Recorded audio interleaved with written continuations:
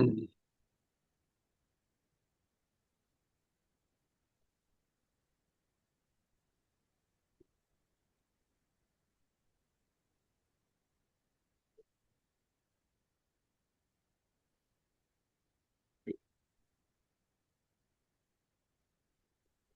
we usually start with a little bit of contemplative meditation. So I actually wanted to suggest that we start today with I'll slowly just read some of the verses from last time. We can just meditate on them a bit. Um, start with that. And so obviously in this case, we're relating it to ourselves, right? To our own situation.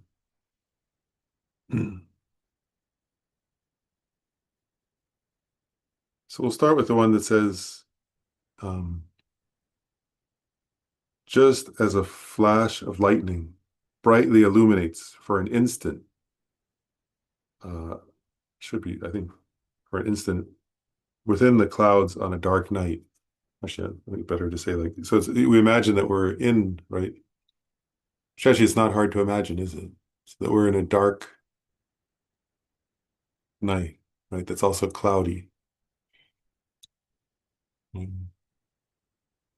And actually, we know, like if you think, so we're like contemplating, right? You know how it feels, right? If you're like, imagine if you're like out somewhere where there's no lights, and maybe it's foggy and cloudy, can't see any stars.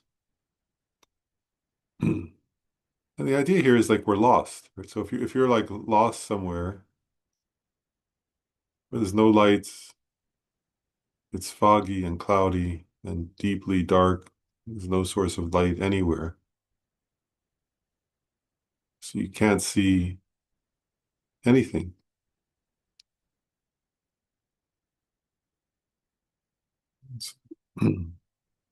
Actually, this does reflect we can think of the metaphor, and we've maybe had that experience, of course, but also it's reflecting something, right? The darkness is ignorance, right? Our own and others' ignorance. So nobody knows what they're doing or where they're going. And the clouds, and I'm saying fog also, are like the mental afflictions that obscure everything.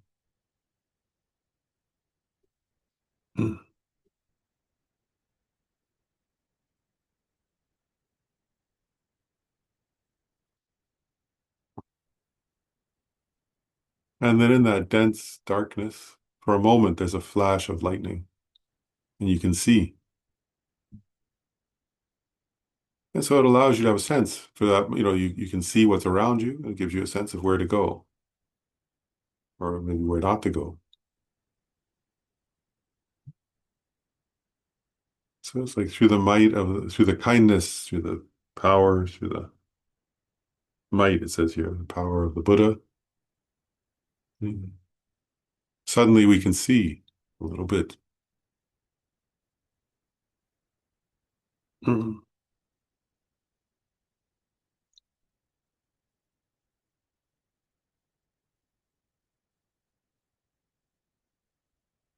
And so like for countless, the idea here is for countless lifetimes and in this life, ourselves and those we know, right, are lost in that kind of darkness of ignorance and mental afflictions.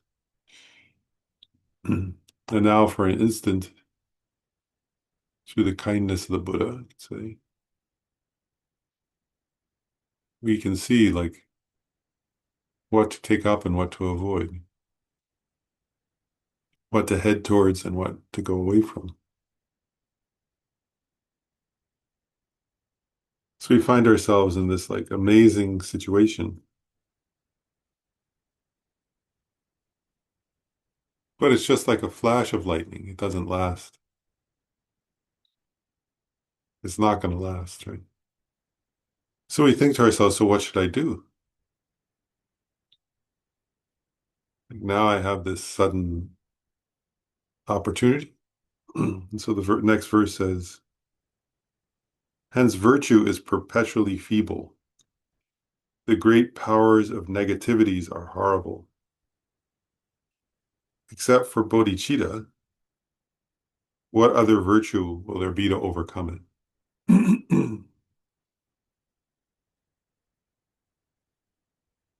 Saying of, while I have this precious moment,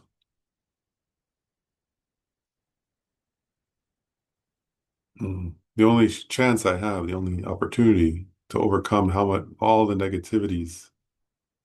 And if you see a lot of, you may see a lot of, we may see a lot of negativities in the world, but they reflect our own, actually. It's our karma. If we watch our own mind moment to moment, we see a lot of negativities. So what can overcome all of that? It's bodhicitta.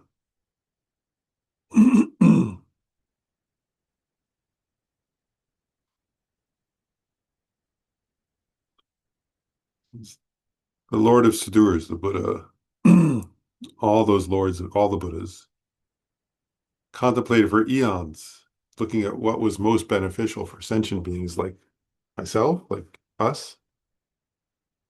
And what they saw was that bodhicitta is the most beneficial.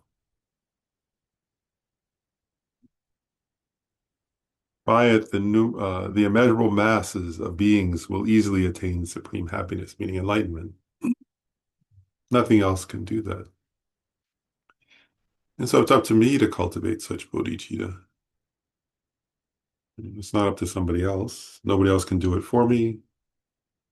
If I want to improve my own situation and the situations of others, I want to make the world better. The Buddha says there's nothing better than bodhicitta. Just one more verse.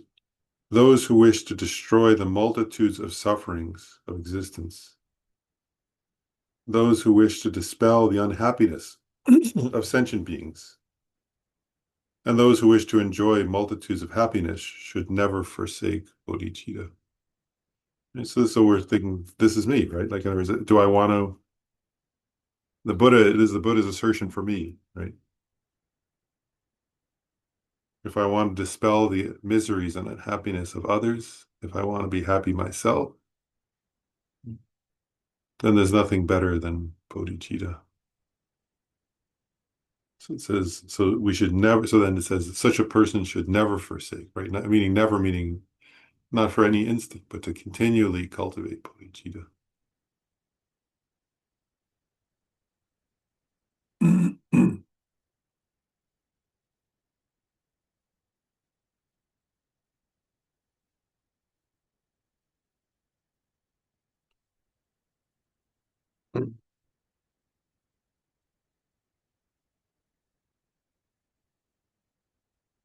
So with that in mind, we'll do once the verse of refuge.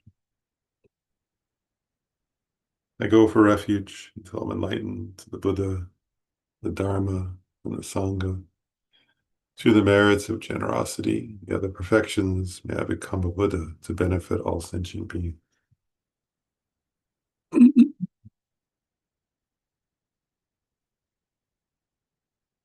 so even as we were studying bodhicitta in this chapter, the benefits of bodhicitta, we can continually bring to mind trying to cultivate that feeling of bodhicitta, that sense of bodhicitta.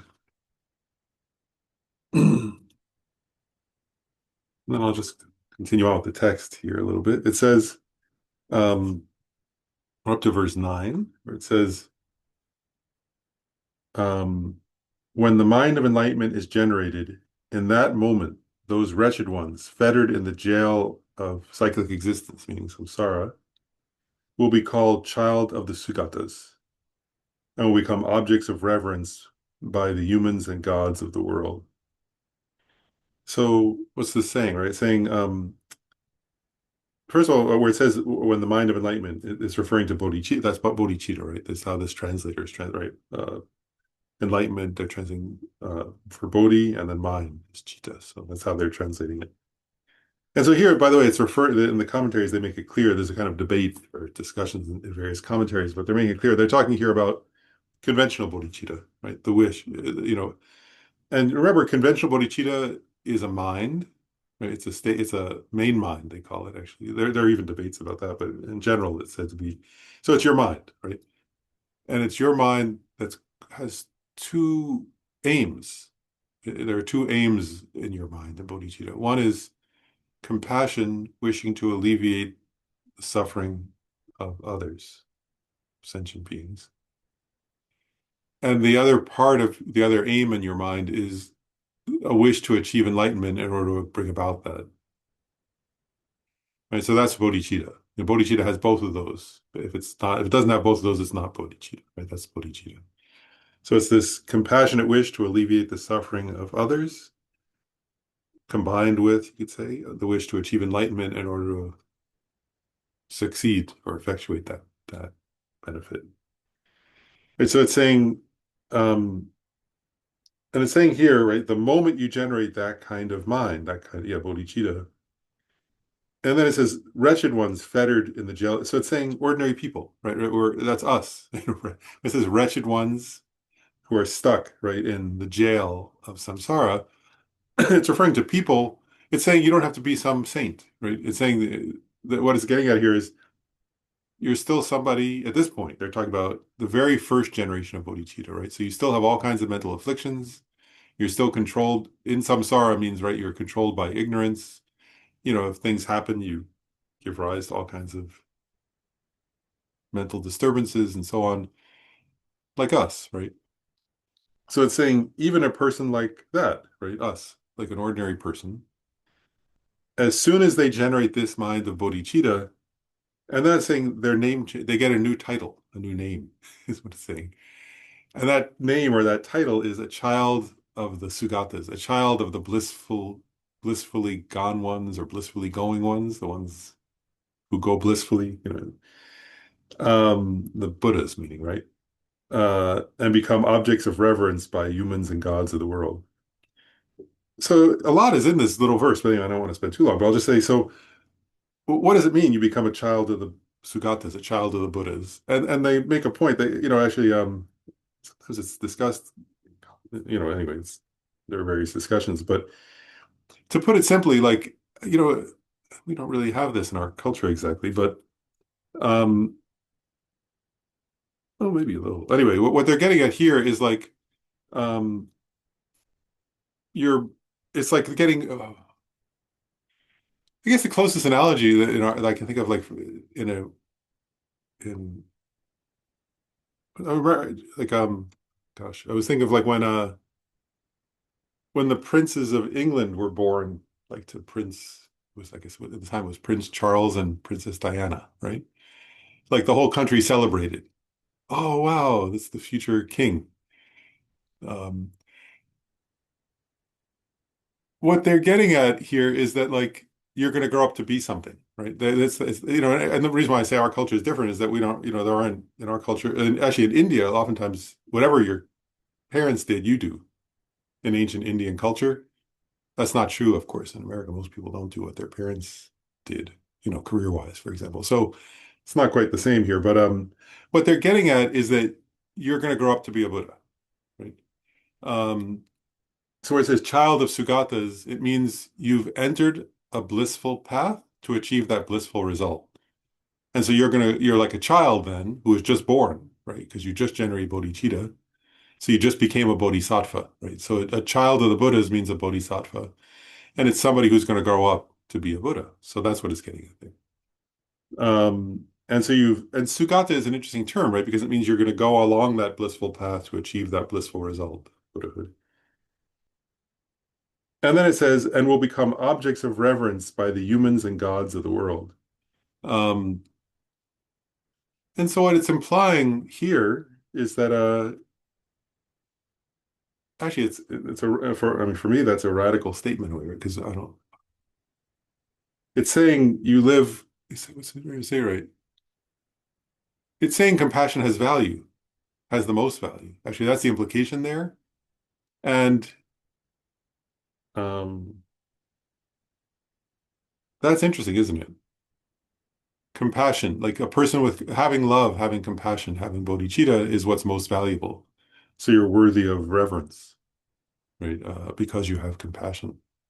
Um, anyway, I'll leave it there. That's what it's saying. That's what the verse is saying, suggesting.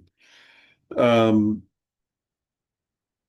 and then comes So that's one thing is you gain that epithet when you generate bodhicitta. You then are a child of the Buddhas.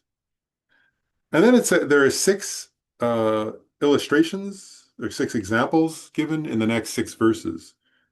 And I'm not going to spend a ton of time on the six. We'll go through them and carefully, but not. But it was striking me as I read these that like I studied these many years ago, and I was like, wow, each of these I've come back to over and over and over in my life. So I think they're very deeply meaningful uh, illustrations, or yeah, some of them I've come back to more than others, I guess. But they're metaphors or yeah, or I guess similes for bodhicitta. They get at different aspects of it. So verse 10 says, "It is like a supreme gold making elixir." And so what they're getting at there is alchemy, right? In alchemy, right, there's like the gold making elixir you can turn in alchemy, right? Texts they talk about like that can turn lead or other base metals into gold, right? So gold making elixir is that, right? That you could take some like um whatever, I guess lead is the traditional Western alchemy. But the idea is you could take any piece of metal you want, like some old piece of copper or tin or something, and you could transform it into gold. So it would give you wealth. It would turn something, but it gives you wealth. It alleviates poverty by taking something very not so valuable and making it into something valuable. And it's saying here it is like that, this bodhicitta, because it takes the unclean body and transforms it into the priceless jewel of Victor's body. Therefore, firmly seize this so-called bodhicitta, mind of enlightenment. So here, what it's saying is our bodies, which it says here, unclean body.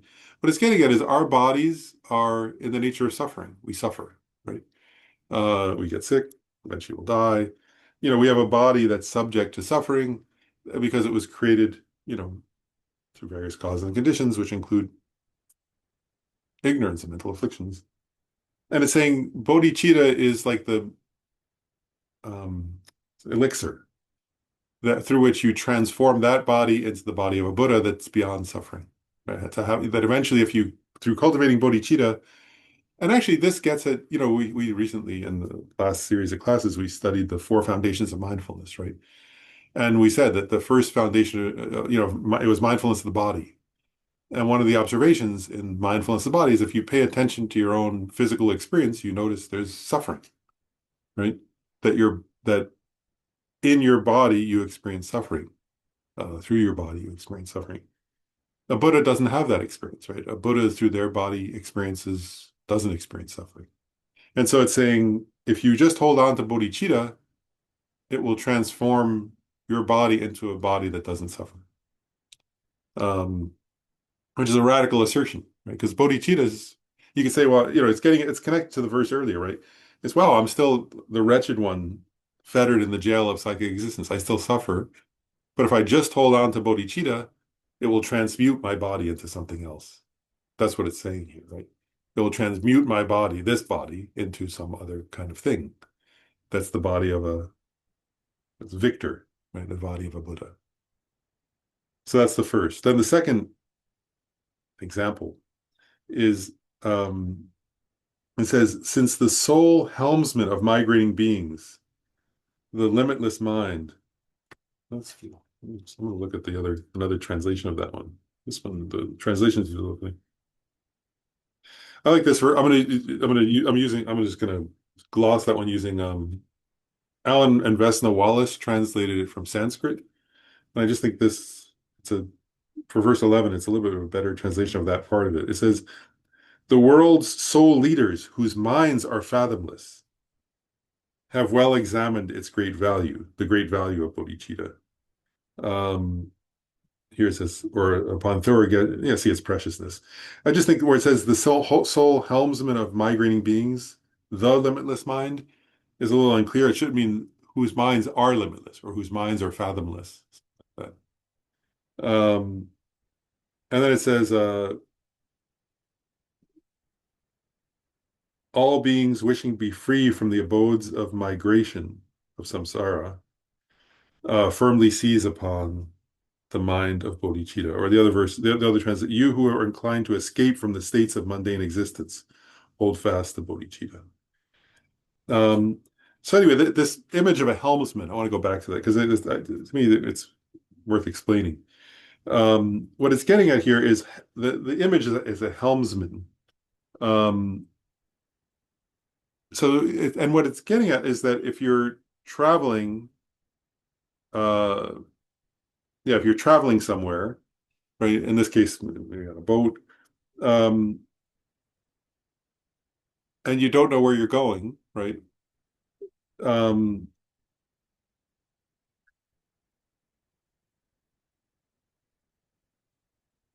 yeah, so the idea, I'm just looking back at my own note.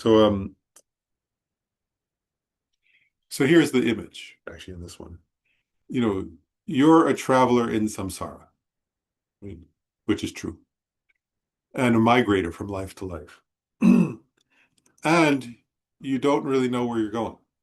Actually, I recently was reading a book about by a Tibetan who was describing like they ran away from the communist Chinese when they were attacking their monastery, and they had no time, right? So they ran off into the Himalayas with a group of people, and now they're wandering in the Himalayas in an area they've never been to before, going up and down mountains and over peaks and freezing cold. And the image is like that, right? But they're looking for a guide, somebody who knows that territory, right? Because otherwise they're going to freeze to death and starve to death. What it's getting at here is that's like us. In other words, we're somebody who in samsara. Actually, it always says that it says migrators. Right? It means like a migrant. Actually, we are migrants. We're refugees traveling around samsara, and we're lost because we don't know where we're going. We don't know how to control where we're going. That's the definition of samsara, actually, right? We don't have control over where we're going. Um,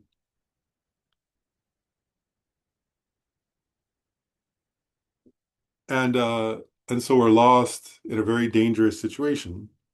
And it's saying actually a couple of things. One is um, it's saying the Buddha is a guide, a helmsman, a helper in that journey, right? Who's helping us know where to go.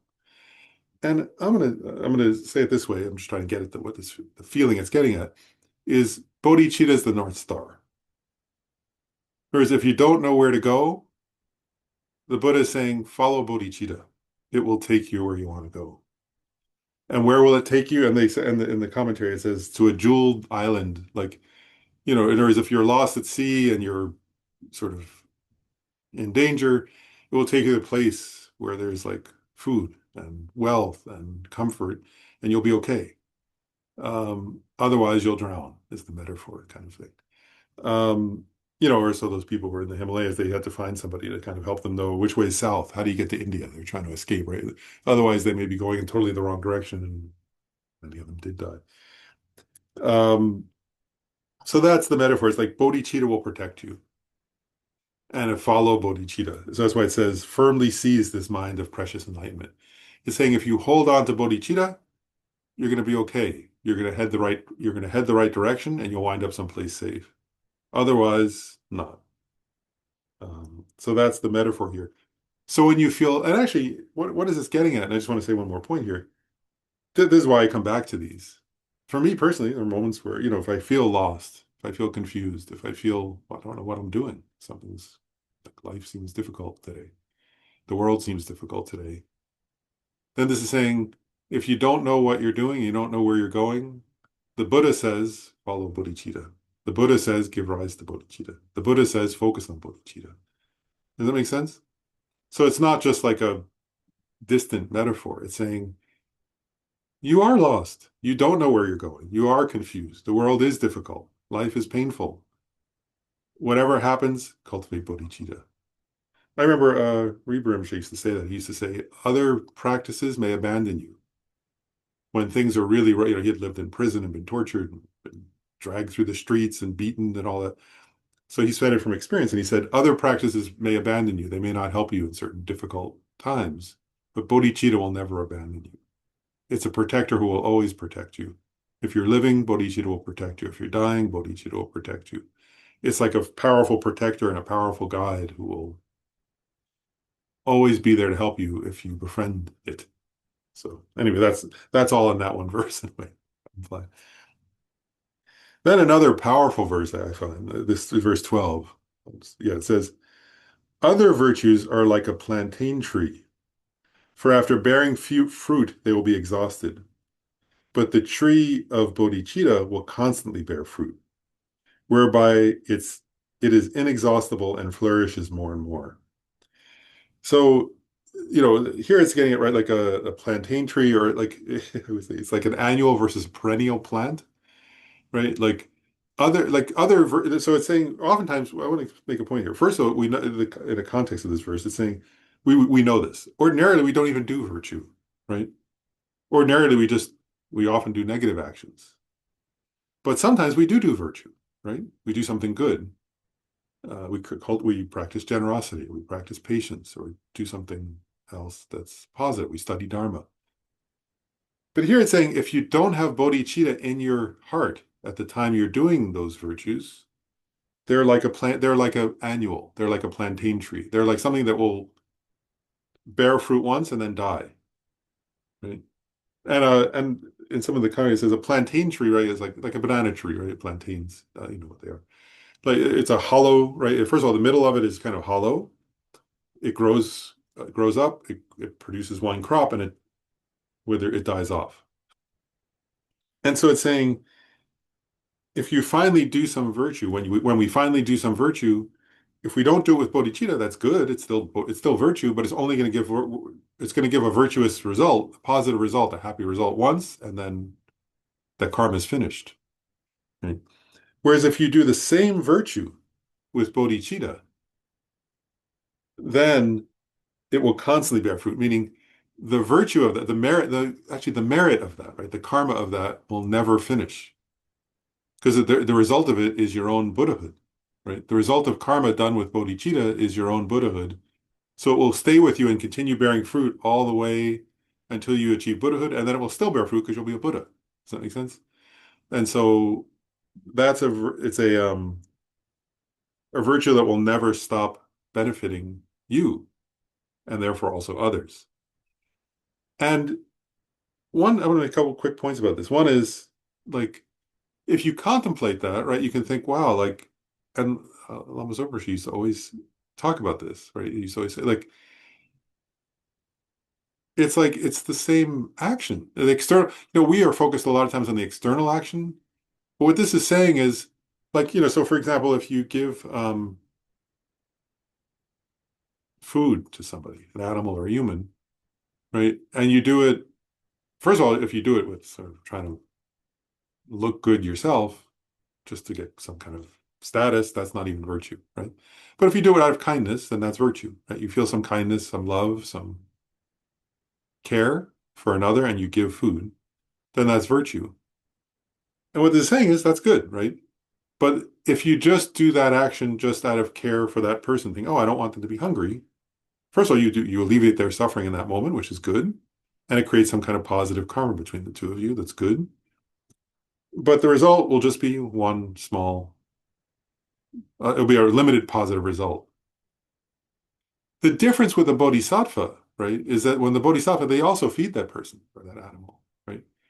But in their heart, what they're feeling is through this, right? They just feel the feeling in them is like, may I alleviate all of their suffering forever and everybody's suffering forever.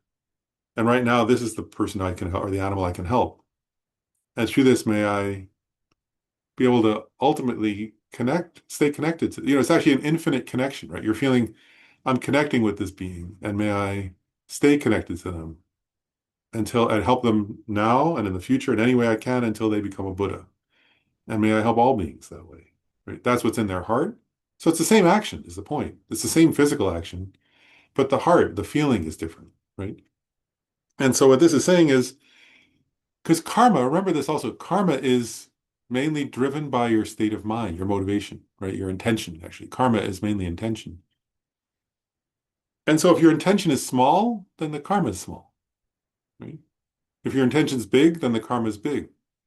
And they give those examples. It's a lot of the teachings on karma. It gives those examples with negative karma, right? Like, if you kill somebody with infinite hatred, the result is going to be terrible, right? Because it's your hatred, your motivation is huge. Here it's saying virtue is like that. Does that make sense? So if you do any virtue is good, do it. It's a good thing. But it's saying, and the lamas often say this, if you can, then do your virtue with bodhicitta because the result will be infinite. Because the motivation, the intention is infinite, right? Anyway, so that's what that verse is saying is each little action you do with bodhicitta brings limitless results. And actually, I'll just like if you I was just oftentimes in the morning I'll listen to this there's Lama Zopa giving a lung, so sometimes I just listen to it because I like to hear it. And he makes a point always at the beginning of giving the lung where he says, you know, that you're taking a lung, right? So it's like the oral transmission. Sorry, that's Tibetan for oral transmission. The oral transmission where he reads the text. You know, you're taking the oral transmission. And he makes a point. He says, "Oh, there's a great difference. If you just listen, that's good. You know, it's a Dharma teaching. It's a good thing." He says, "But if you listen, feeling each syllable, each word, I'm hearing it for all beings, out of love and compassion for all beings, to liberate all beings, to realize the meaning of the text in order to then benefit all beings." Um, he said, "There's no comparison in the result, right? The karmic result." So he makes this point, and he's saying the same thing as in this verse, right? If you just listen, you think, "Oh, this is Tibetan Buddhist, you know, he's a Lama, and this is Buddhism, and I'm going to listen to this Buddha's words." That'd be an ordinary virtue, right? Like a plantain tree. He says, but if you listen with bodhicitta, then the result will be infinite because the motivation, the heart in you is infinite. And you can't tell that, right? You can look at two people at a certain event, and one could have bodhicitta and the other can't. So anyway, be the one with bodhicitta because the result will be infinite, is what they're saying. Um, and then another one here is 13. It says, like depending on a hero when greatly afraid, even if I have committed very terrible negativities, I will swiftly be liberated in dependence upon it. Why do those, it says here who have the imprints, but I looked up a better translation, I think was, why do those who are ignorant beings not depend on it? Um, and so here, the metaphor is like, it says, depending on a hero when greatly afraid, even if part of the idea here is like, here in this instance, it's a little similar to the other one, but it's a little different. Here specifically, you're afraid because you've done negativities, right? So in other words, this is an awareness, I have a lot of negative karma, right? And my negative karma is going to ripen in the form of suffering. And so the idea here is like if you recognize that, right? Like if you think about your own negative karma that you've done in this and past lives where you've harmed others, what can protect you? You know, like in other words, karma will ripen, right? You know, when you think about the teachings on karma, right? If you do negative actions, it ripens in suffering.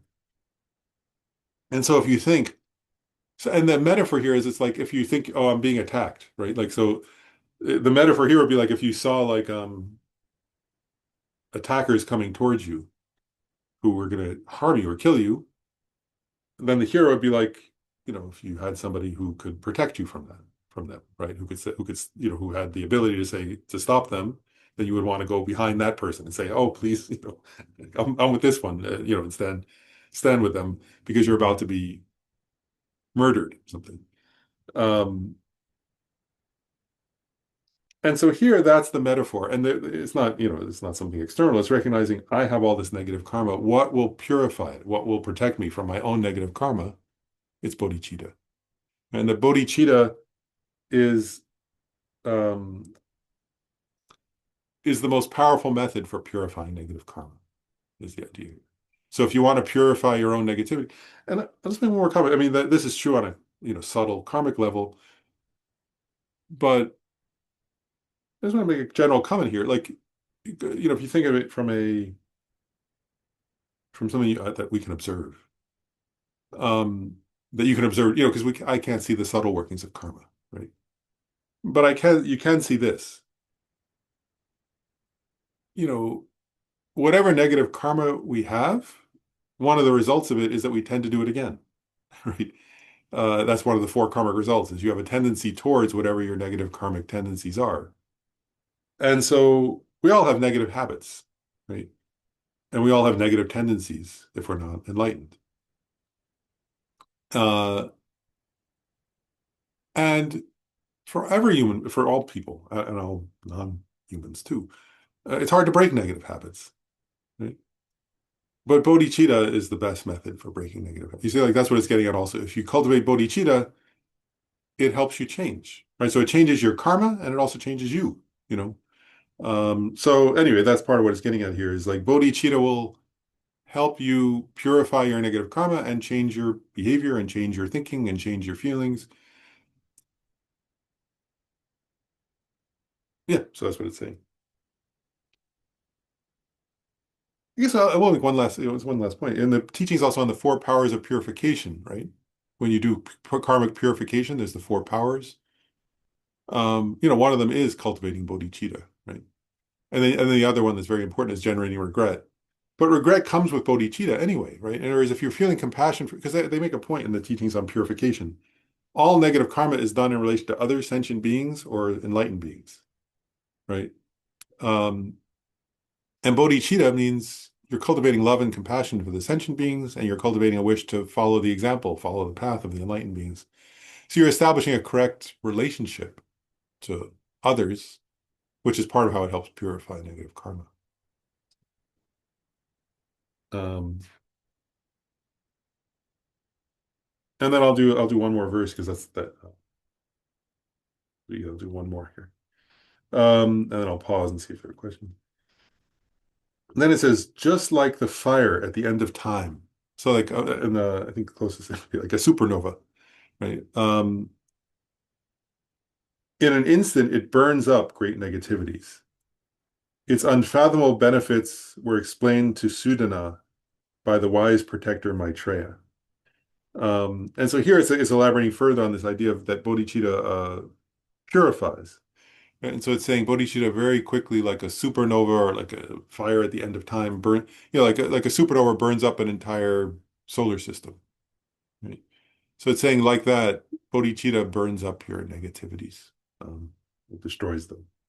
Um, Actually, maybe I will say one more thing because it says here to Sudana by the wise protector Maitreya. In the commentary, it says that is referring to a sutra called the Array of Stock Sutra. And then it says where that these are a few analogies. In the commentary, it says these are a few analogies for the benefits of bodhicitta, but in that sutra, there are 230 analogies given. And in one commentary, I'll just share it. It gave a few. It said, I'll just share a few more analogies because I thought they were pretty.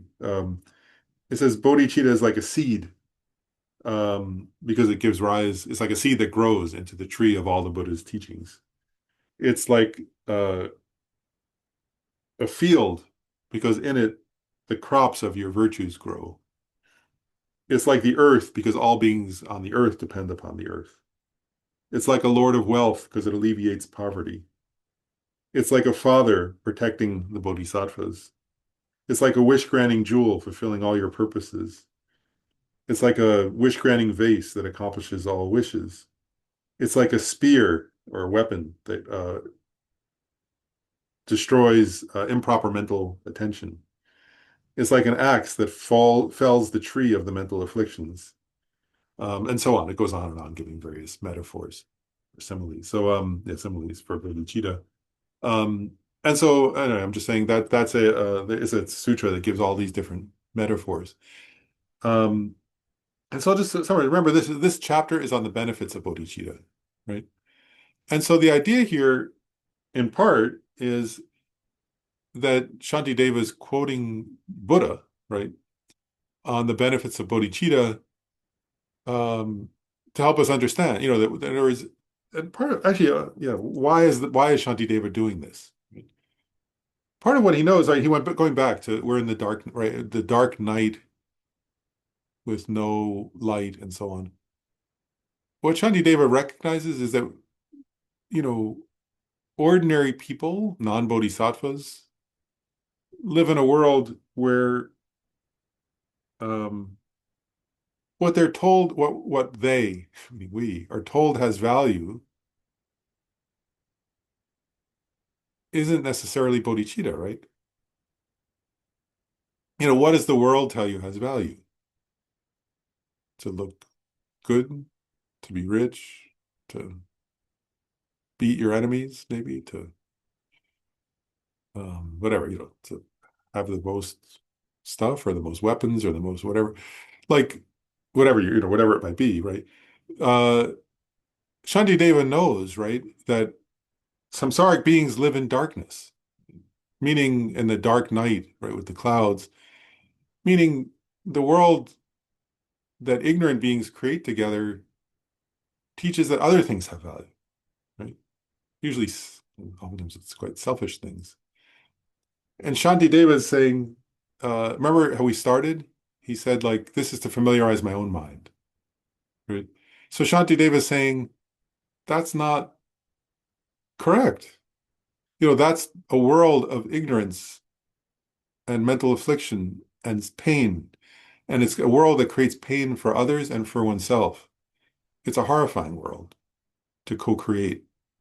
And he's saying, this is the world of the Buddha. The world of the Buddha is a world where what has value is love, compassion, bodhicitta. Hold on to that. That will illuminate everything, right? That will transform everything. That's so when you says you're becoming a child of the Sugatas, in a way he's saying like you're entering that world, right? And that world is one where the entire focus is love, is compassion, is bodhicitta, and then cultivating wisdom in order to achieve the result of that, and so on, and practicing the six perfections to achieve the result of that one, which is the prajnaparamita. Um, anyway, so that's what's going on here, right? Is Shantideva saying, you know, this is what matters. Cultivation of bodhicitta is the main thing that matters because it's what makes you a bodhisattva, and it brings you into a different world, the world of bodhisattvas, right? Not the world of self-centered beings. So yeah, selfish, yeah, selfish beings.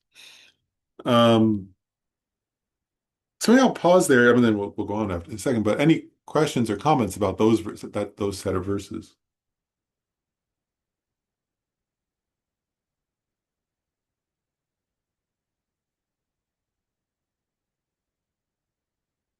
Lynn, go ahead.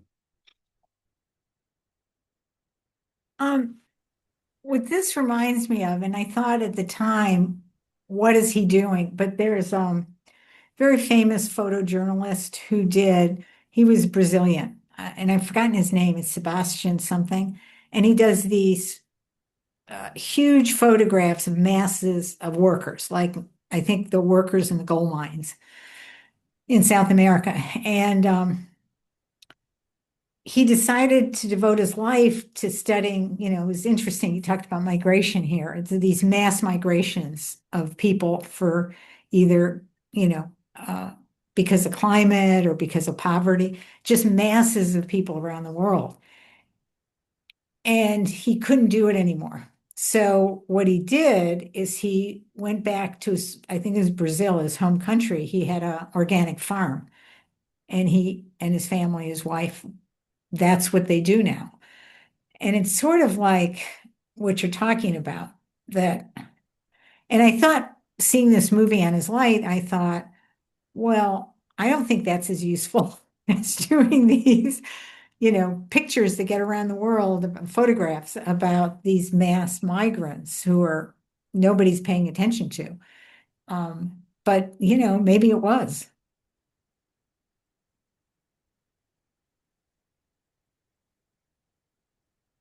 Yeah,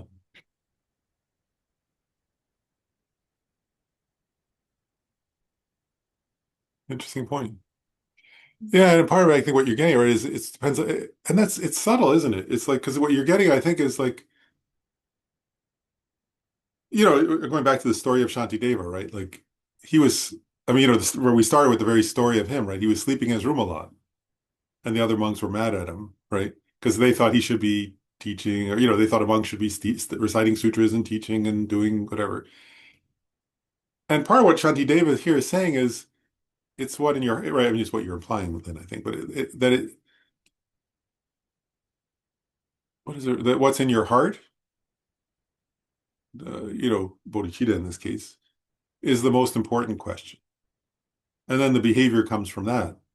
Um, right. So in this photographers, who knows what I mean, you're implying what who I don't know what was in his heart, but that's the question, isn't it? How you do what you do, and then you choose what you do from that place of your heart is, yeah. Ryan has. This is more of a comment than anything, but I work in the federal government, and it's a pretty tough place to be right now. And the second example you brought, or you talked about here, really resonated about bodhicitta as a North Star. Mhm. I'm gonna have to copy that down on my. I have a whiteboard in my office, and I keep things to motivate me, I guess, on it. And I'm gonna have to copy that down on there because with so many people leaving, um, you know the work that comes in is sometimes you can do it, and sometimes you really gotta wonder if you can actually do that. And the idea of having bodhicitta as my North Star when it comes to decisions about should I stay, should I go, should I be leaving, should I not be leaving, can I do this? Uh, Bodhicitta as a North Star seems like if you got that, then you'll come to the right decision no matter what. So to me, like that would really you said some of these resonate with you at different times. Like that one really hammered home for me. So just wanted to share that. That's beautiful. And it really is true, isn't it? It's like you make your, I mean, what you're saying, isn't it? Like, nobody else can tell any, I mean, people can tell people all kinds of things, but in the end, it's one's own decision what one does. But if anybody makes a decision with bodhicitta, there's not really a better criteria than that, is there? And Robin, did you have I'm really like the way where this is going in the conversation in terms of when it gets down to it, doing practice in general. Maybe some of us have had that someone say, "What are you doing just sitting and contemplating your navel? What are you doing for the world?" And where do we, I mean, when do we act in the world as opposed to staying put Mm. and transforming our minds? If what Ryan is saying is spot on. When do we? Which causes do we choose to come off of our cushion? And I guess I mean I agree with you that it depends on what your motivation is or where your mind is. I've been at demonstrations before with my teacher in front of the Chinese embassy, and people are shouting and carrying on, and he said, "Go home." But beyond that, that's an obvious one. What about on, the day-to-day basis? When do we act and when do we act? I guess it's about um, mind being and intention versus action, or is it an action? Is it a karmic action? That we are going out in the world with an intention of bodhicitta or of compassion. So thank you. It's a great conversation and lots of food for thought. it really is, isn't it? Yeah, I just want to add to that real quick too, because that made me think about Mm. more, the plantain tree metaphor. You know, I think there's so much. I'm sometimes at work. I'm sad. I'm mourn the fact that I don't really have the opportunity to do the virtuous type of work that I used to be able to do from my role. The opportunities aren't there. But if when I was doing that work, I found it fulfilling. And but if the motivation wasn't bodhicitta, if the motivation was, well, this work is helping this community and blah blah blah, you do it, and then when the opportunity's gone, it's gone, right? It's like a one-time deal. You do it. And now rather than mourn the loss of those opportunities, it's to take the opportunities that I do have now and to do them with an intention of bodhicitta at its center.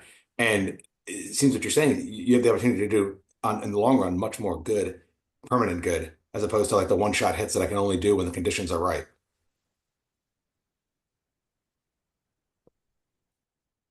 Yeah.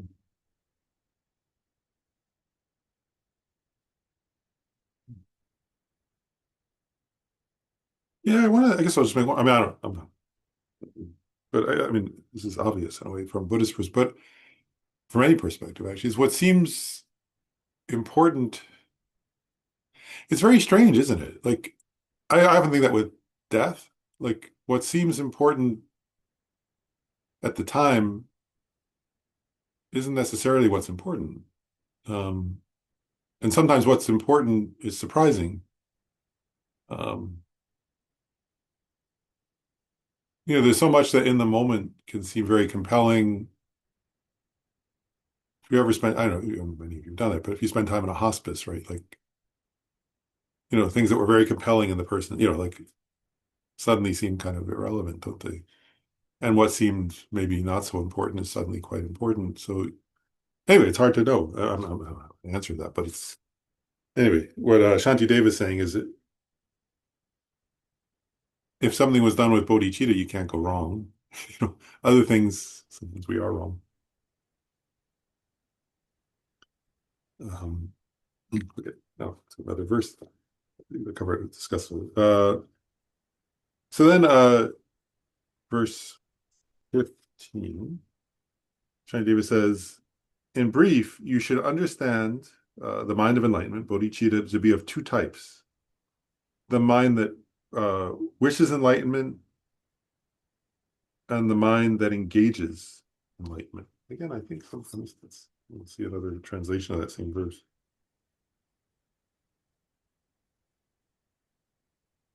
I'll read Alan Wallace and Vesta Wallace's.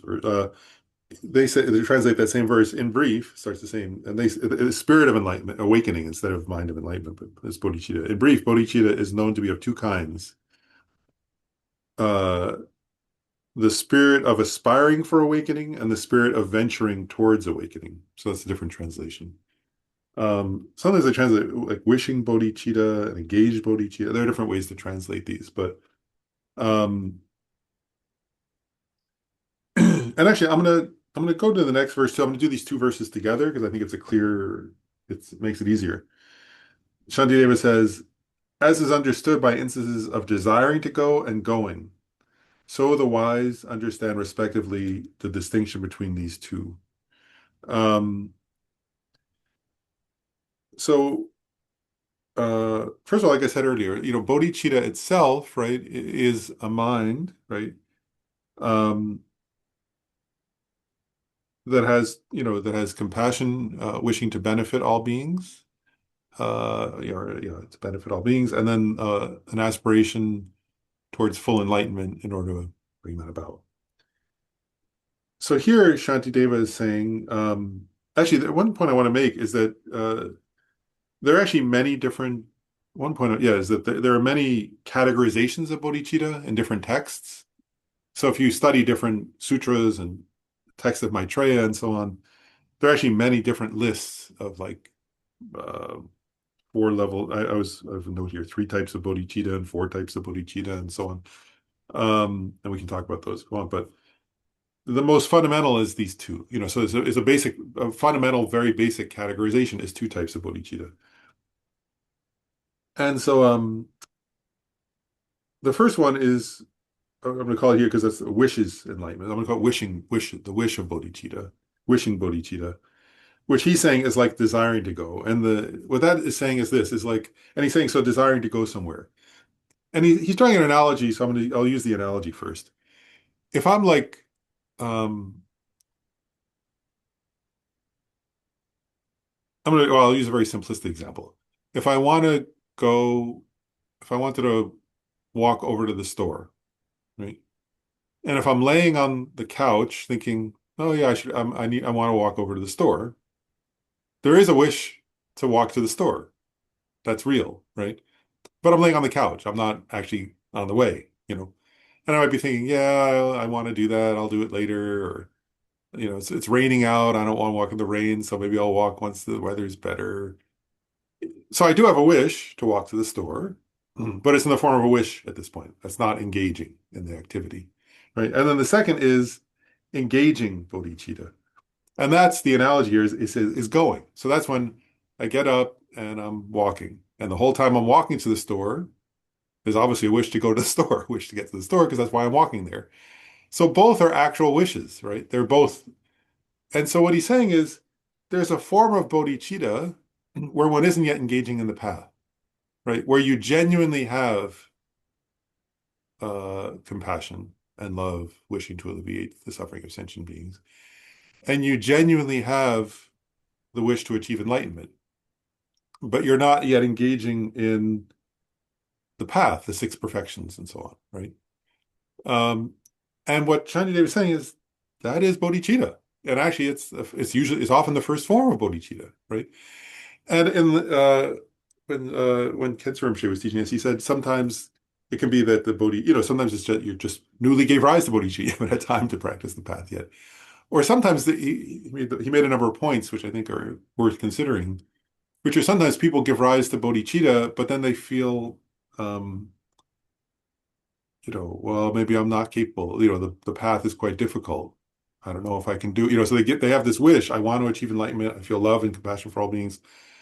But they look at what it takes to be to do the activity of a bodhisattva, and they think, oh, I don't know, and let me think about it. I'm not sure I can do that. They feel, what's the word, low self-esteem maybe, or insecure, and so on. And sometimes people also can read or think or read about or hear of the most difficult tasks of bodhisattvas, the difficult deeds of great bodhisattvas, and they can feel, oh, I'm not capable of that. And when my teacher, Khensa Rinpoche, was teaching this verse, he said something which I thought was helpful, which was, he said, when you start, if you're going to practice engaged bodhicitta, start slow. Don't start with the most difficult practices, start with easier things and build up because we get better, at things. And so here, there's this wishing bodhicitta, right, where you want to achieve that result, and then there's engaged bodhicitta. Engaged bodhicitta is particularly practicing doing the practices such as the six perfections or whatever other practice. There are various kinds of practices you can do. So it's doing those. And I want to there was another point from that I wanted to share from Khensa Rinpoche that I thought was a subtler, so that's a kind of simple presentation of this. And then when Khensa Rinpoche taught it, he also made a number of subtle points that I think are worth noting. He said on a practical level, actually, up until you achieve the end of the seventh bhumi, right? There are 10 bhumis. But during the first seven, from the first generation of bodhicitta at the path of accumulation, all the way through the end of the seventh bhumi, on a practical level, actually what happens is you go back and forth. In a certain moment, you have wishing bodhicitta. Because if you're not actually practicing the path in that moment, your bodhicitta is just wishing, right? And then you engage in a practice again. You engage in the path again, and then you're doing engaged bodhicitta. So he was saying, actually, it's not just like sequential. Like in one sense, it's sequential. First, you give rise to wishing bodhicitta, and then to engage bodhicitta. And to a certain extent, that can be true. But actually, in a practical level, it's often back and forth. Um,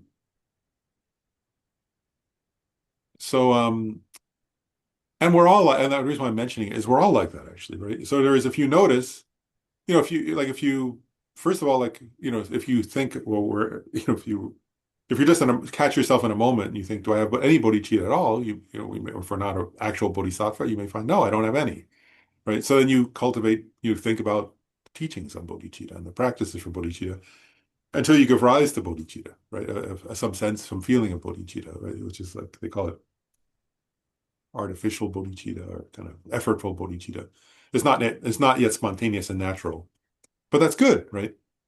But then I guess my point is that sometimes you'll notice that's in the form of a wish, right? And then you'll go, okay, well, is there some practice I want to do what's the word? Reflect that. Or sometimes you'll be doing a virtuous action, like helping somebody, right? And then you'll think, oh, I'm doing this, but I don't have bodhicitta. And then if you start to cultivate bodhicitta and you give rise to it, then you can think, oh, wow, now I'm doing engaged bodhicitta. Look, I'm helping somebody and it's with bodhicitta, if you can give rise to a sense of bodhicitta, right? And so on a practical level, my point is, and she said it, we go back and forth. Does that make sense?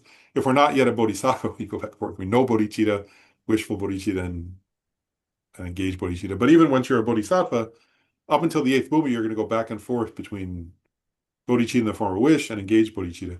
And Kintsugi made the point, he said, once you get to the eighth bhumi, there's only engaged bodhicitta. They never have a moment of just where it's not engaged in the path. Because at the eighth bhumi, there's no longer any, what has overcome all the mental afflictions completely. Whereas up to the eighth bhumi, there's still slight, momentary, certain subtle mental afflictions are still existent. So it's possible at that moment the bodhisattva still has bodhicitta. They still want to achieve enlightenment for beings, but they may be working through their own mental affliction, for example. So anyway, or having some influence from it. So they're not capable of, in certain moments of engaged bodhicitta, was his point. And another point I wanted to make here, because the commentaries get at it, is this is referring to actual bodhicitta, which are minds, right? States of mind, states of your citta, your heart, mind, whatever you call it. Then also, though, there are vows, just to mention, right? And that there are two forms of the bodhisattva vow. And so just so people, there's a place where it's often mentioned, so I'll mention it here. And so there's actually a wishing bodhisattva or aspiring bodhisattva vow, and there's the engaged bodhisattva vow. And oftentimes it's advised, in some texts, to first take the aspiring bodhisattva vow and practice that for a while. And then when you're ready to take the engaged bodhisattva vows, sometimes they're given together in one ceremony, from the Lama. The Dalai Lama, His Holiness Dalai Lama often gives them.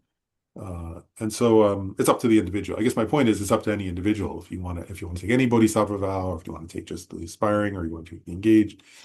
But and those bodhisattva vows, reflect an aspiration to practice, right? To cultivate bodhicitta. And but they're a formal ceremony. And they make a point, actually, which I'll just make briefly, which is that bodhicitta itself is a state of mind, right? It's a state of your mind, right? It's a main mind that has these wishes. Whereas a vow actually is not a state of mind, right? A vow comes from a state of mind, but when you make a vow, they actually say in Buddhist technical terms, it's a what's it called? Non-compositional factor, I think is the way they translate it. But because the bodhisattva vow is not, the bodhisattva vow is it's a vow you've taken, right? Which then influences you, but it's not, you're not constantly in a state of vowing, right? It's something that you've done that has an impact on you. Anyway, so it's not a state of your mind in each moment. But it's a very powerful thing to do, and it's wonderful to take the bodhisattva vow. And bodhisattva, actually, I thought this was interesting when I studied about them, is the other Buddhist vows, like the Vinaya, right? If you want to take a Vinaya vow, like layperson, upasaka, upasika, like there are lay vows, and then there are monastic vows, right? Like novice, monk and nun, and fully ordained monk and nun. You have to take those from people, like, who hold those vows, ideally. And if it's a monk or a nun, it has to be a group. I think usually 5 monks or nuns have to transmit them. If it's the lay vows, I think you just need one, I know, one monk or nun can grant those and so on. The bodhisattva vow you can, and it's good to take from a person, like from a bodhisattva, but you can actually, they say that in the texts that if there's no person, you can take them directly from the Buddha in your own visualization. And there's a famous story, true story, the Dalai Lama, there are different lineages of the bodhisattva vow, and different ways of taking them, different texts, so different, like some come from a Sangha and some come from Shantideva. Shantideva's text is used sometimes for that. But there was a certain lineage of taking the bodhisattva vow that had been lost, and the Dalai Lama asked his tutor, Ling Rinpoche, to go to Bodh Gaya and to take it from in front of the stupa in Bodh Gaya from the Buddha so that he could give it to him so that it could be again transmitted. So Ling Rinpoche went to Bodh Gaya and sat at this tree of the Bodhi tree and took the Bodhisattva vow again in that particular lineage from the Buddha directly, in visualization, and then went back to the Dalai Lama and gave it to him. And oftentimes when the Dalai Lama gives the Bodhisattva vow, sometimes he'll say, "This is the lineage from my tutor, Ling Rinpoche, that came from that, from my request that he renew that vow, that lineage of the vow, because it's allowed. You can't, whereas even the Dalai Lama can't do that with the Vinaya. Does that make sense? The Dalai Lama can't say, "Oh, I'm just going to start a new Vinaya," or "I'm going to take the Vinaya from the tree or from the Buddha." It has to be a lineage. The same with the tantric vows; it has to have a lineage from the past Lama. But the Bodhisattva vows can be taken this other way. And so, and anyway, in brief, I won't go over all the Bodhisattva, but the aspiring Bodhisattva vow has certain commitments, like thinking about bodhicitta every day, 3 times a day and 3 times a night, not giving up on beings, and so on, and doing practicing for white dharmas and avoiding for black, dark dharmas. So those are like, not lying to your teacher and so on, and praising bodhisattvas and so on. It's things, and my point is that the aspiring bodhisattva vow, it serves the function of helping you have bodhicitta in future lives. So you do certain things to keep that wish in you. And then the engaged bodhisattva vows, they're 18 root bodhisattva vows and 46 secondary bodhisattva vows. And these are connected to the six perfections. So it's a different level of commitment. There, what you're saying is, I'm vowing to do these things to so to practice the six perfections, and to avoid certain actions that would be contradictory to the training of a bodhisattva. And so those vows come from the Buddha and the Buddhist sutras. And and they include things like that are hard. Like I'll give one example, I have them in front of me. But one example is if somebody, no matter what somebody did, if they apologize, you accept the apology because that's connected to the perfection of patience, right? So it's making a commitment. Okay, I'm going to actually accept apologies, which is hard sometimes. Or, I'm going to, anyway, there are various ones. And then there are the various secondary bodhisattva vows, or each one, there are sets of them that are connected to different perfections of the six perfections. So it's vowing, for example, not to waste your time and energy on trivial things. Um, to actually go and engage in the practice of concentration, the perfection of concentration, and so on. Yeah, I mean, there are many of them.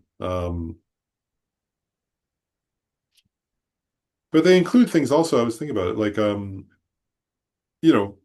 if somebody's sick and needs help, helping them, things like that. So they're very practical vows that are connected to actually training in the activities of bodhisattva. And they're meaningful. So anyway, it's good to take the bodhisattva vows. I just want to mention, because it's connected to these verses, is that there are these two forms of bodhisattva vow. They're connected to the two types of bodhicitta. And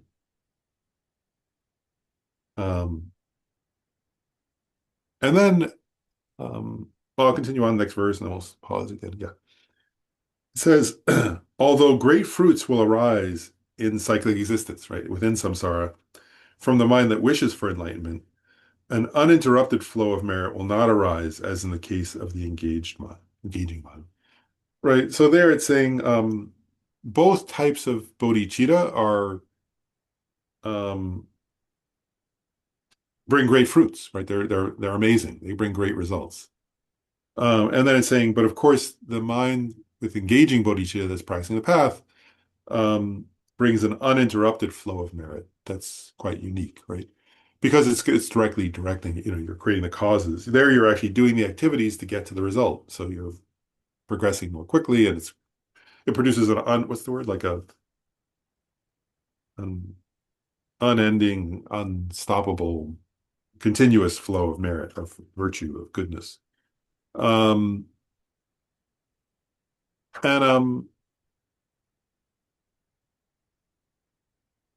another point I want to make is the engaged bodhicitta, I just want to mention this too. The engaged bodhicitta involves on the one hand, it involves a more intense compassion because you're actually doing the practices, right? So your compassion is not, they both have limitless compassion, but here with engaged bodhicitta, the compassion is even more intense because like you can't, the feeling is like, I can't wait, right? I have to do it.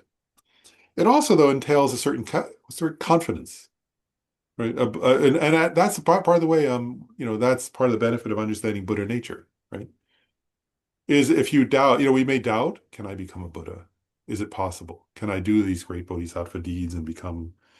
And so if that's part of the benefit of studying and contemplating on Buddha nature is recognizing, yes, of course I can. It's just a matter of time and practice. Um, so if you want to go from wishing bodhicitta to engage bodhicitta, there has to be more intense compassion and also a kind of confidence that you can do it, which you can because, that's what they say, right? Even an insect can achieve a Buddhahood. So I'm a human being. It must be possible. So I better it's okay. Slowly create the causes and progress. Um, And then the next verse, we'll just go a little further. It says, for one who has perfectly adopted this mind, meaning engaged bodhicitta, with the thought never to turn away for the sake of totally liberating the infinite realms of sentient beings. Right? From that time onward, even while asleep or lacking conscientiousness, a force of merit equal to the sky will continually ensue. And so do you get the idea here? For one point is, it's making a number of points here. One is, uh, it's saying once you give rise to bodhicitta, right? All the time, limitless merit is arising from, from you know, and it's saying even when you're sleeping, right? Because your sleep is influenced by bodhicitta. As you fall asleep, bodhisattva, as they're falling asleep, they are feeling bodhicitta. So their sleep is under the influence of of that. And then even when lacking conscientiousness, it means they're so habituated to infinite love and infinite compassion that even when they're not, they can get distracted, something can happen and they're focused on this. But underlying it, their sense of bodhicitta is still there. Does that make sense? So, if whatever, just they're not specifically contemplating bodhicitta, but it's there in them because they've habituated to it. It's their baseline. I often think that, like, if it's like, actually, our ordinary being's baseline is desire. So if you're not ordinary beings, if you're not, you may be very angry at a certain moment, or you may be very jealous or something, but then you forget about being angry and you go back to having desire. I want to be comfortable. I want to be happy. I want what I want. What am I going to have for lunch? Our baseline is desire, actually. A bodhisattva's baseline is bodhicitta. Does that make sense? So even when they're asleep, even when they're unconscientious, they're creating, say, an infinite sky of merit. And why? Because their compassion, right? Their thought never turns away for the sake of totally liberating the infinite realms of sentient beings. And I remember once Rinpoche Rinpoche, who was a bodhisattva, or Buddha, whatever he had achieved bodhicitta. He made a point I thought was interesting. He said one way of telling if you've generated bodhicitta is that when you bump into anyone or come across anyone, like a squirrel or an insect on your path or a person, random person somewhere as you're going somewhere, you immediately feel um, the purpose of my existence is to lead that being to a Buddhahood. Right? So every time, that's like a bodhisattva, every time they see anybody, right, that's their immediate feeling. Right? It's like, oh, this is the one. I'm, I want to, that I want to give every happiness and free from every suffering. So you like every time you see a squirrel, every time you see a ant, every time you see a person, that's the immediate feeling, right? That's your baseline. So anyway, for such a person, the force of merit equal to the sky ensues in every instant. Um, and what a beautiful, what a beautiful way to be. And then it says, verse 20, it says, for the sake of those inclined towards the lower, this is taught along with the correctness by the Tathagata himself in the sutra requested by Subahu. So a couple points here. One is it's saying if you have an inclination towards the lesser via, towards just your own liberation, think about the Buddha taught all these benefits of bodhicitta to think about it. Because if you think about it, maybe you can expand your, the wish for only your own liberation is just one person, right? Just me. And so he's saying, if you think about bodhicitta and you think about these topics, then maybe it'll widen your scope. And then I wanted to share something which I found very beautiful, which is in this text by the Buddha called the Sutra Requested by Subahu. The Buddha makes a point, and he says he teaches four special things about bodhicitta that are true. And it's part of what makes bodhicitta infinite. Does that make sense? Like an infinite merit, a source of infinite merit. So I'll go through them. So of the four, the first is the object. So the object of bodhicitta is all sentient beings, right, who are infinite. And so that means, on the one hand, all sentient beings means that, for example, if the bodhisattva is not seeing, let's say they're not seeing anybody, they may just be feeling compassion and the wish to be of benefit to all sentient beings. But all sentient beings also includes each sentient being, right? So it means, that's what I was getting at. So the bodhisattva, you could say, like, in one moment, the bodhisattva may be just feeling love and compassion for all beings everywhere, right? But then if they see any individual sentient being, like an ant crawls into their room, then they feel that for that ant, right? Because that ant is one of an infinite number to whom they feel compassion. So the first is the object. So the object is all sentient beings who are infinite, which means each and every sentient being, which means even if you bump into an annoying sentient being, right? If you're a bodhisattva, they're your object, right? So the most annoying person, you immediately feel that's the one I'm trying to achieve enlightenment. That's the one I want to lead to every happiness. Right? Even the person who's, directly being negative towards you. But that's not it. That's not all, right? That's just the first. Then the second one, and these are worth contemplating, so that's why I'm sharing them. I think they're quite beautiful, is it's not just that you're focused on compassion for all sentient beings, right? Because that can include just like, oh, I wish people who had a headache didn't have a headache, which you do wish if you're a bodhisattva. But here it says what you're trying to eliminate. And it says you're not just trying to eliminate some. For all those sentient beings, you're trying to eliminate all their suffering. Does that make sense? So it's not just, oh, I have compassion for all beings and I want to eliminate some suffering. But I want to eliminate all sentient beings' suffering. Makes sense? Even the most subtle suffering, even the suffering they don't know is suffering. Right? Like, so you look at sentient beings and you could look and think, like, oh, this person, they have sufferings they're not even aware of, or they're subject to sufferings they're not even aware of, or they may have sufferings later. And I want to eliminate all of them, every suffering and every cause of suffering in those beings. I want to eliminate all of it. And later in the text, Shantideva says, most people don't even have such a wish for themselves, right? They don't even know how to have such a wish for themselves. You're having it for all beings, if you're practicing bodhicitta. And then he says, not only do you want to eliminate all their suffering, but you want to benefit them by bring all sentient beings infinite benefit, right? So you don't want to just eliminate all their suffering, because that would, then you could lead them all to, that's not enough. You want to bring them every happiness, every well-being. And then which is infinite. Again, each of those is infinite. Right? You want to eliminate the infinite sufferings of infinite sentient beings and bring infinite benefit to infinite sentient beings. And then he says, and you want to lead each of them to an infinite state of Buddhahood, of full enlightenment, right?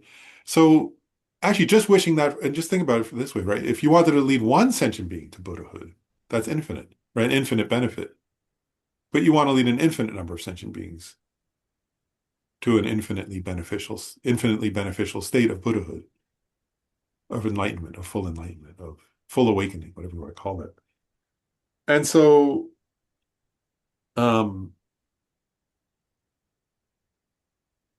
anyway, I remember I remember when I was young in math class, I couldn't understand this, but the math teacher said, infinity is infinite. So if you add one to infinity, it's not more, right? Because it's already infinite. But the teacher said, but if you say infinite to the infinite power, that's bigger than infinite. And I couldn't understand why, because they're both infinite. So I was like, why is infinite to the infinite? And but it was some mathematical point that I couldn't quite understand. But here, I think with bodhicitta, it was the first time I kind of understood it.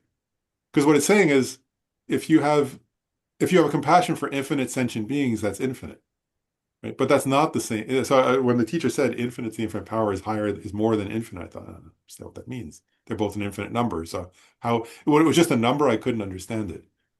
But now in this teaching, I'm not sure if this is what they meant exactly, but it's getting at it's getting a similar point, which is compassion for infinite sentient beings is infinite, right? Because it's an infinite number of sentient beings that you wish to help. But that's not the same as wishing an infinite benefit to each of them, right? So it's more. It's something greater, right? It's like I want to bring an infinite benefit to an infinite number of sentient beings. And this is what the Buddha is saying. And so the Buddha is saying, like, you know, these are points to contemplate, to go, and you start to appreciate what bodhicitta is and how amazing it is and how vast it is and and that you want to live each moment with that. Right? There's more and more of that as your heart, as your baseline. Oh, and that's that verse now. This is the verse I just referred to as the next is verse 21. And I'll read this verse and then we'll pause and see if there are questions. He says, even the thought to relieve sentient beings of merely a headache possesses the attitude to benefit and possess boundless merit. Oh, it's two verses together. Then what need is there to mention the desire to dispel the boundless unhappiness of each sentient being and to accomplish boundless goodness, good qualities for each and every one of them? I'll just read. He says, who has such an altruistic intention as this? Do even fathers and mothers have it? Do the gods and the sages? Does even Brahma have it? Right? In other words, who wishes that, right? For all sentient beings. Um, and part of the point is like, he's getting at like parents have so much compassion oftentimes, not always, but often for their children. Saying, but even or if you really love somebody, saying you may want to help them, right? But who has that kind of wish, right? Uh, it's very, it's almost inconceivable, right? But it's not inconceivable because we can conceive of it.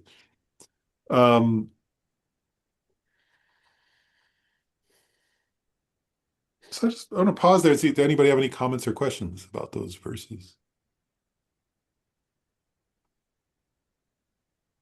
Are they easy or hard to relate to? Oh, Frank and then John.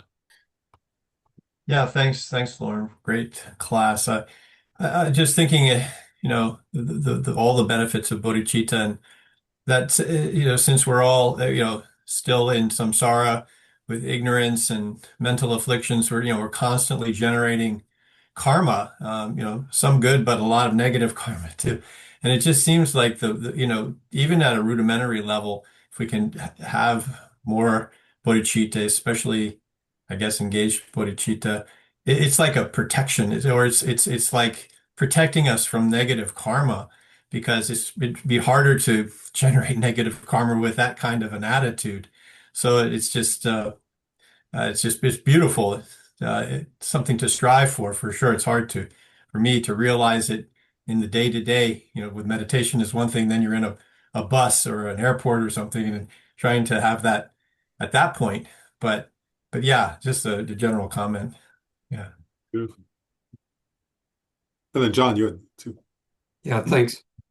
Um, I've been reading recently in a text that uses the conceptual framework of view, meditation, and conduct, as a sequential process, and which really appealed to me very much. So I was thinking about that in terms of wishing and engaging bodhicitta. So if I understood correctly from what you were saying, that bodhicitta is pretty much progressively less and less contrived, but still contrived in bhumis 1 through 7. And then on the pure grounds, the levels 8 through 10, it becomes uncontrived. So, the reason that framework makes sense to me is that, we start out by considering how our own mind is just engulfed in the darkness of a lot of mental affliction, and we see it all around us. And then, but we learn about a mode of existence that is beyond that, so that we gradually develop that view, we meditate upon it, and then it becomes reflected gradually in our conduct. Um, and then again, to the extent that that conduct is buttressed by clear understanding of the view that you've developed, that it becomes stronger and stronger. Um, so that was one point. So, that helped me to think about it that way. And one other point I had, though, Lauren, I was wondering, and maybe you know this because you've been looking at the text in detail, but um, the emphasis, of course, from the get-go, because it's the theme of the guide, of course, is to realize bodhicitta. Um, and the text pointing out, so far very emphatically that we should cultivate that state of mind, in our thoughts. Um, so that brought me to think about it. And actually, you mentioned the four powers today in the presentation. And the I know those four powers are sometimes numbered in different ways, but the way I learned it was that, the first power is to consider the ground of refuge and bodhicitta. So not just bodhicitta, but the principal one being refuge, that we go for protection to the three jewels, that in conjunction with bodhicitta. So it brought me to wonder if at some point in the guide, does Shantideva talk about refuge as well, and how he distinguishes that from how he's talking about bodhicitta. A couple points that raised for you. One is it's actually interesting. Like I mean, he talks. I'm trying to remember if he talks specifically about refuge as a sort of in the way that Lam Rim does. I'm not sure, but um, one point he said, in a way, as we talked about in when we studied the Uttara Tantra, in a sense, bodhicitta includes refuge. If you think of it, it includes a resultant form of refuge, because with bodhicitta, you're trying to become the three jewels. So actually, as we explore bodhicitta and the guide to the Bodhisattva's way of life, really, you think if you contemplate on it, and it says that he teaches that is that you can't. By definition, when you generate bodhicitta, it entails a kind of refuge because you're aiming to become. So it's the resultant refuge that's talked about in the Uttara Tantra is included in bodhicitta is one point. But then also, I just wanted to mention because you brought it up, and I didn't share this earlier. But about the forms of bodhicitta that are different when you achieve the eighth bhumi. There's actually a commentary, and Kent Rinpoche taught about this when he taught this verse, where there are some texts teach four types of bodhicitta, which they were called, well, there are different translations, but aspiring, completed, bodhicitta of having destroyed all the obscurations, and the bodhicitta of the perfect. And what he said there was in those commentaries, it's different levels of bodhicitta that you achieve at different points on the path. And so he said, there's an aspiring or aspirational bodhicitta that one has on the paths of accumulation and preparation. Then there's a complete bodhicitta or bodhicitta of pure dedication, you could call it, which is the form of bodhicitta one has on the first to the seventh bhumi. And then there's a resultant bodhicitta of having destroyed all the obscurations, and that's the one on the eighth to the 10th bhumis. And then there's the bodhicitta, I'm sorry, that was called, resultant bodhicitta. And then there's the bodhicitta of having destroyed all the I'm sorry, that one was called resultant bodhicitta. And then there's the bodhicitta of having destroyed all the obscurations, which is the bodhicitta of a Buddha. So anyway, I'm not sure the translations are perfect there because it was quickly translated, but his point was, the point he was getting at really is that there's a form of bodhicitta on the path of preparation and accumulation. There's another form that's, kind of, that's still bodhicitta. It's still, they're all bodhicittas, but it's different than the bodhicitta on the first to the seventh bhumi, and then the eighth to the 10th is a different kind of bodhicitta, and then the Buddha has a kind of resultant bodhicitta. I think that's the correct way to view it. But and then there are other lists of like 20 something kinds of bodhicitta and so on, that are actually get at even subtler points along there that are differentiate different, what's the word? Even Yeah, sub each one is a path, right? A realization, a Yeah, each one progressive exactly. Yeah. realization. Yeah, Yeah. yeah, each one, yeah, and each one goes along with certain aspects of the different paths and grounds. Mm. And those are taught in some of Maitreya's texts, but we don't get Shantideva doesn't get into those in detail. Um, and so yeah, there are many different lists of types of bodhicitta that are achieved at different levels of the path. Um, Very quickly say, Ken Rinpoche also taught a common presentation, which are three types of bodhicitta, um, all of which are uh, true bodhicitta. But I think it's quite a beautiful teaching actually that's often taught, which is and these three are not at different levels of the path. They're all how you first give rise to bodhicitta. So these three are getting at when you first generate bodhicitta, different people with different personalities, and those are called the boatman-like, shepherd-like, and king-like. Mm. It's a famous teaching, right? And it just depends on the person's personality. So the shepherd-like is the person who feels um, I'm going to be the last. I'm behind everybody else, like a shepherd who guides sheep from behind. Sort of. So it's like this person who feels I'll be the last one to achieve enlightenment. I don't care. I want to be there to lead others from, uh, may I not achieve enlightenment until everybody else does, is the feeling. And then the boatman like is like, we'll go all together. I'll take all beings in the boat and we'll all go together there. And the king like is the person who says, I'll forge ahead and get there first and then lead everybody, sort of uh, bring everybody with me. Um, and those are getting at, they're all just different feelings. It's how the bodhisattva feels when they first give rise to bodhicitta. Of course, in the end, um, it's like it's different feeling and a different way that they give rise to it.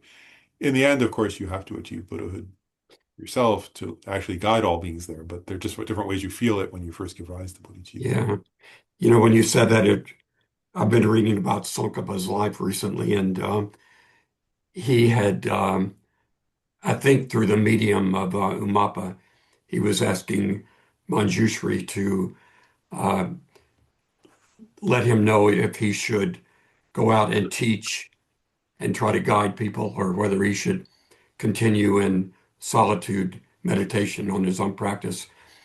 And Manjushri's answer was, the world is so benighted, you can do some benefit by doing that, but the thing you should do principally is to become enlightened yourself, and you're thereby going to be of most benefit to others once you achieve that. So, so that's the king-like one, right? Yeah. Well, and it really gets at that point earlier, right? Like they say that, right? I remember Bob Thurman saying that at that point in Tsongkhapa's life, people were quite upset because he was a well-known teacher. People liked studying with him, and people were like going, "Oh, this is, you're dropping out, and this sucks, and we want you to keep teaching. It's more benefit to beings." But Manjushri said no. Like, as Manjushri knew, he did teach again later, of course, and his teachings, he would have been like, if he had just kept teaching then, he would have been like a popular teacher who nobody would remember now, and who wouldn't have institutions that still exist, right? Whereas now, you have teachers like His Holiness the Dalai Lama reading his texts and, you know, having the basis of his practice. Yeah, yeah. So that's what I meant earlier. What looks beneficial and what's actually beneficial is often hard to Mhm. tell. I know we went over, so we should stop. And we don't have any more classes this month, so but they're on the website now. The classes for January and February are already up. So they're already there. But thanks everybody. And we should do the first the supreme jewel bodhicitta, where it has not arisen, may it arise and grow. And where it has arisen, may it not decrease, but increase more and more.